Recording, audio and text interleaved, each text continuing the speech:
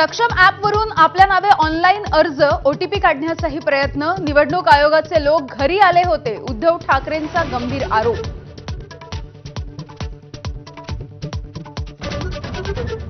दुबार तिबार मतदार आले तर तिथेच फोडून काढा, राज ठाकरेंची गर्जना। निवडणूक घेण्याची घाई का? निवडणूक आयोगाला सवाल।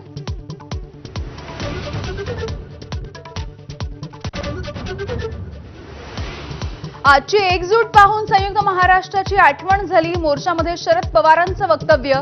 सत्तेचा गैरवापर सुरू असल्याचाही पवारांचा आरोप।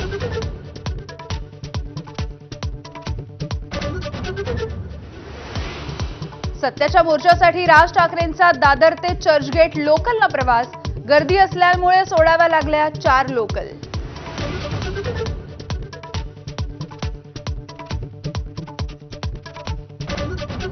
मोर्चाला काँग्रेसच्या आजी माजी प्रदेशाध्यक्षांची अनुपस्थिती। कार्यकर्त्यांनाही वेळेवर सहभागी होण्याचे मेसेज।